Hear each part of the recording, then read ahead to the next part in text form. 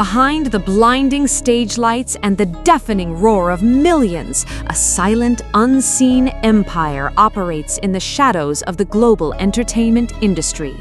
The year is 2026, and the unprecedented financial dominance of the 7 individuals who reshaped the modern musical landscape has become a labyrinth of guarded corporate secrets, obscured assets, and contradictory wealth valuations.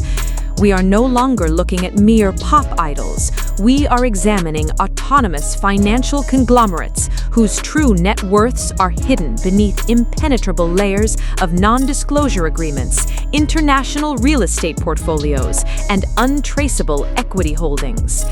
As we peel back the layers of these carefully curated public personas, the financial architecture of this dynasty reveals a chilling reality about power, money, and the lucrative illusions sold to the masses. Who truly holds the most immense fortune behind closed doors? Number 7. Jimin. As the relentless midnight rain washes over the gleaming glass facades of the Yoido financial district, a solitary light burns in the high-rise office of an independent forensic accounting firm, illuminating documents that hint at a staggering accumulation of wealth, completely detached from public scrutiny. We begin our descent into this labyrinth of capital with the individual whose ethereal stage presence perfectly masks a ruthless, highly calculated portfolio of international investments, marking the 7th tier of this monetary hierarchy. The chronological trajectory of his financial ascension officially points to the monumental success of his solo endeavors, particularly the break-breaking sales of his individual albums, such as Face and Muse, alongside the subsequent global streaming dominance that continuously injects millions into his private holding accounts. Yet these highly visible streams of income represent merely the surface tension of a much deeper, darker pool of liquid assets. Official records indicate lucrative long-term global ambassadorships with elite luxury conglomerates, most notably the historic multi-layered contracts signed with Dior and Tiffany & Company, agreements which fundamentally transformed his market valuation from a mere entertainer to an institutional brand equity powerhouse, commanding unprecedented upfront fees and utilizing highly complex royalty structures tied directly to global sales metrics. However, the data surrounding his actual liquid wealth becomes increasingly fractured, convoluted, and contradictory when cross-referenced with anonymous offshore corporate registries and the notoriously opaque nature of South Korean luxury real estate acquisitions. For years, independent financial investigators have closely monitored the purchasing patterns within the hyper-exclusive 9-1 Hanam complex, where he reportedly acquired prime property entirely in cash, a massive transaction that sent immediate shockwaves through the Seoul real estate market due to the sheer volume of untraceable liquidity required to finalize the deed without relying on any form of institutional financing or traditional banking loans. Various speculations suggest that the public valuation of his net worth deliberately omits a vast network of shadow investments in emerging biotech firms, high-yield digital asset portfolios, and artificial intelligence startups, carefully brokered through third-party wealth management syndicates, specifically designed to completely insulate his identity from the capitalization tables of these emerging tech giants. Forensic analysts specializing in celebrity wealth management have repeatedly pointed out glaring discrepancies between his publicly reported income brackets and the estimated maintenance costs of his purported global asset portfolio, objectively suggesting that a significant portion of his wealth is permanently locked within decentralized financial instruments and private equity funds that operate entirely outside the purview of traditional tax audits or governmental oversight. Furthermore, evidence on the ground remains fiercely debated among independent journalists who have attempted to trace the origins of several anonymous charitable donations that coincidentally mirror his exact international movement patterns across Europe and the Americas. implying the existence of a shadow economy of charitable trusts that simultaneously serve as highly sophisticated, entirely legal tax shelters designed to protect his core capital. As the intricate layers of this financial puzzle are meticulously peeled back by industry insiders, the sheer scale of his hidden wealth challenges everything the public has been conditioned to believe about the economic realities of the modern music industry, leaving investigators to perpetually grapple with incomplete ledgers, redacted corporate filings, and entirely silent international banking partners. If this staggering accumulation of capital represents merely the baseline of their collective fortune, what deeper, unfathomable financial abysses await discovery as we move further up the chain of command? And how long can such an astronomical concentration of wealth remain completely hidden behind the mesmerizing illusion of a humble artist? Number 6. Suga. Within the suffocating, soundproofed isolation of a dimly lit recording studio that functions less as a creative sanctuary and more as a militarized financial command center, the true monetization of intellectual property reveals its darkest, most complex mechanics. Occupying the 6th position in this impenetrable hierarchy is the architect of a sprawling copyright empire, an individual who realized earlier than most that true, unassailable wealth is not generated beneath the stage lights, but meticulously engineered through the relentless accumulation of mechanical royalties, production credits, and unyielding intellectual property monopolies. The chronological evolution of his financial dominance is inextricably linked to his dual identity as a solo entity under the August D moniker and as a highly sought-after producer for both domestic and international acts, establishing an unprecedented revenue pipeline that continuously funnels passive income from a vast catalog of global hits into his private coffers long after the recording sessions have ceased. While the monumental success of his independent world tours generated an astronomical influx of immediate, heavily taxed capital, it is his strategic infiltration of the luxury fashion and professional sports sectors, most notably his deeply entrenched partnerships with Valentino and the National Basketball Association, that indicates a profound shift toward acquiring non-traditional brand equity that appreciates entirely independent of his musical output. Yet, as auditors attempt to quantify his net worth, the financial data rapidly degrades into a chaotic web of conflicting registrations and hidden corporate structures, particularly regarding discrepancies found within global performance rights organizations.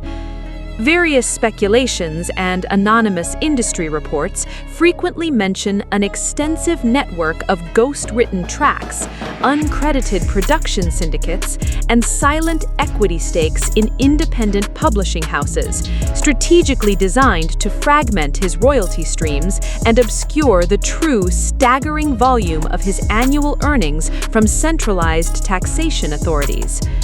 Market investigators examining the exclusive real estate enclaves of UN Village have documented an erratic pattern of property acquisitions heavily utilizing corporate shells and anonymous limited liability companies, suggesting an aggressive asset diversification strategy aimed at permanently shielding his physical wealth from public exposure or governmental seizure. Furthermore, forensic copyright analysts have repeatedly warned that any public estimation of his net worth is fundamentally flawed, as it consistently fails to account for the exponential compound growth of his publishing rights in an era where digital streaming algorithms heavily favor legacy catalogs, transforming his past intellectual property into an infinitely appreciating digital asset class. The evidence in the field remains fiercely debated, with some wealth managers positing that his aggressive investments in audio technology startups and independent sound engineering firms constitute an attempt to horizontally monopolize the very infrastructure of music production, effectively allowing him to profit from the industry at large, regardless of his own active participation. As we stare into the abyss of this relentlessly compounding financial machinery, we are forced to confront the terrifying reality of a fortune that generates itself in the dark, entirely detached from physical labor or public visibility. When an individual achieves total financial autonomy through the weaponization of copyright law and anonymous corporate structuring, does the artist cease to exist, leaving only a cold, calculating financial singularity in his wake? Number 5. Echoing through the cold, sterile, and heavily guarded corridors of a contemporary art freeport in Geneva, Switzerland, long after the institutional doors have been locked to the public, the silent, terrifying power of unregulated asset storage slowly begins to materialize. Positioned 5th in this financial echelon is a mastermind who has transcended the volatile, fiercely regulated parameters of the entertainment industry by converting his immense liquid capital into the ultimate, untraceable currency of the global elite: high-end, museum-grade fine art. His financial chronology is initially defined by an awe-inspiring accumulation of intellectual property, boasting a staggering registry of songwriting and production credits that guarantees an exorbitant, perpetually flowing baseline of passive income across multiple international jurisdictions. However, this vast reservoir of royalty revenue merely serves as the operational liquidity required to fuel his true financial vehicle,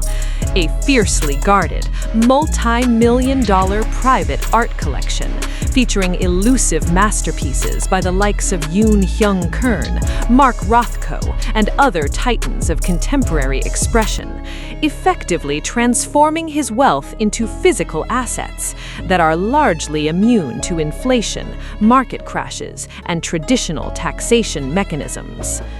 The data surrounding his true net worth becomes exceptionally bewildering when one attempts to audit these physical assets, as the global art market operates in an atmosphere of deliberate opacity, relying on anonymous brokers, undisclosed private sales, and subjective appraisals that intentionally blur the lines between intrinsic value and manipulated market speculation. Various speculations suggest that a significant portion of his wealth is strategically stored in offshore, duty-free storage facilities, effectively erasing these assets from domestic financial ledgers and completely neutralizing any attempt to accurately gauge his total capital accumulation. Expert viewpoints from international tax evasion specialists and elite wealth managers indicate that his highly publicized philanthropic donations to national museums and art foundations may double as highly sophisticated tax optimization strategies, allowing him to legally offset the massive tax liabilities generated by his corporate endorsements, most notably his deeply integrated, highly lucrative association with the luxury house Bottega Veneta. The evidence on the ground remains deeply debated among financial analysts who track high net worth individuals, particularly concerning his real estate acquisitions, which are rumored to be meticulously orchestrated through a labyrinth of non-profit organizations and cultural preservation trusts, designed to obscure the ultimate beneficial owner of the properties. As investigators desperately attempt to map the sprawling, decentralized architecture of his cultural and financial investments, they are continually thwarted by the impenetrable silence of private art dealers and the protective confidentiality agreements woven into the fabric of the global elite. If wealth is no longer measured in currency, but in the possession of irreplaceable cultural artifacts stored in the dark corners of international free ports, how can anyone possibly comprehend the true magnitude of a fortune that effectively owns pieces of human history? And what hidden leverage does such profound cultural ownership grant him in the highest corridors of global power? Number 4. Jin. Beneath the imposing monolithic shadows of the traditional corporate headquarters lining the freezing, wind-swept avenues of the Gangnam Financial District, a distinctly different breed of economic supremacy operates with ruthless old-world efficiency. Claiming the fourth tier of this immense wealth ranking is an individual whose financial profile sharply diverges from the contemporary reliance on digital streams and volatile brand equity, anchoring itself instead in the bedrock of traditional investments, real estate empires, and deeply entrenched familial corporate restructuring. The chronological timeline of his wealth accumulation is characterized by early, aggressive, and highly calculated movements into the physical market, heavily leveraging his initial entertainment capital to acquire prime real estate in the heavily guarded fortress of Hanam the Hill, while simultaneously establishing highly profitable physical brick-and-mortar enterprises such as the Asu Seiramushi Restaurant Group, effectively diversifying his income away from the unpredictable fluctuations of the pop culture economy. His solo endorsement strategy further reinforces this traditionalist approach to wealth, securing highly lucrative long-term partnerships with legacy brands like Ottogi Jin Ramen and the high jewelry house Fred, contracts heavily rumored to involve complex equity compensation and profit-sharing clauses, rather than mere upfront taxable cash payments.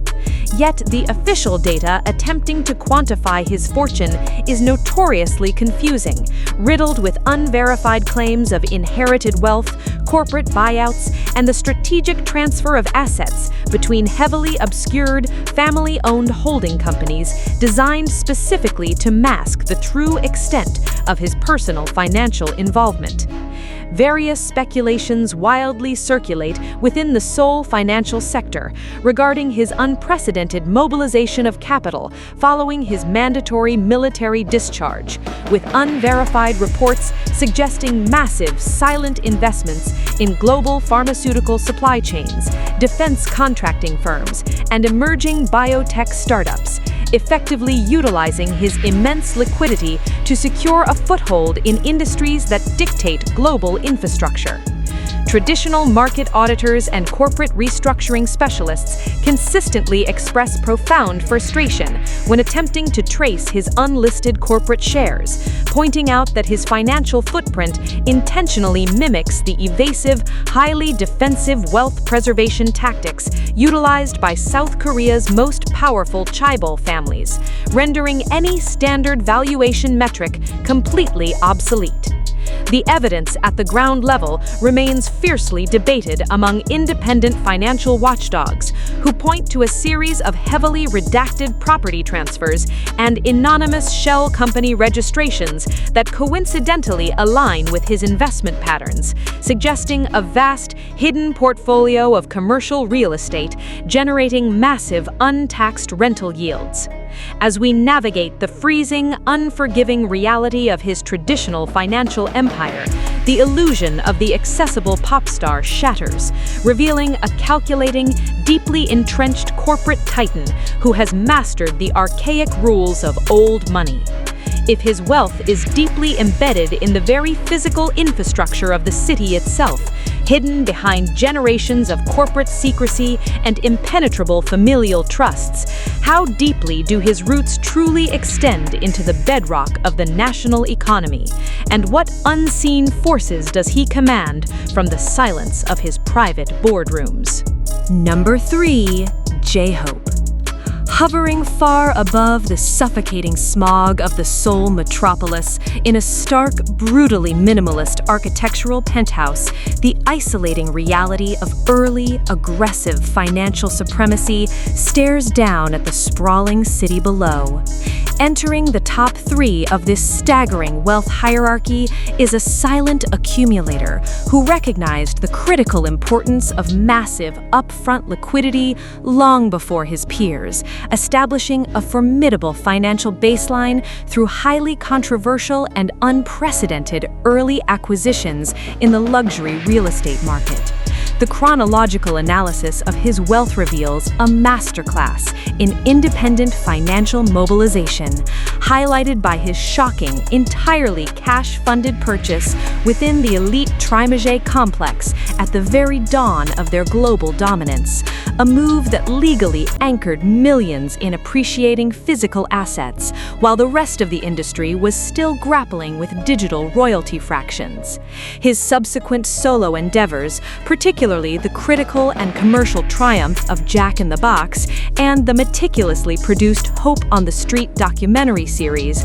bypassed traditional distribution models to maximize personal profit margins, creating a direct-to-consumer financial pipeline that injected unprecedented, heavily concentrated capital directly into his private trusts. The scale of his financial influence expanded exponentially upon securing his position as a global ambassador for Louis Vuitton, a multifaceted contract that market investigators suggest extended far beyond standard endorsement fees, heavily hinting at the inclusion of complex equity structures, phantom stock options, and deeply embedded profit-sharing agreements within the massive European fashion conglomerate. However, the data surrounding his total net worth immediately dissolves into absolute chaos when attempting to audit his aggressive venture capital investments, as numerous financial watchdogs have reported highly irregular,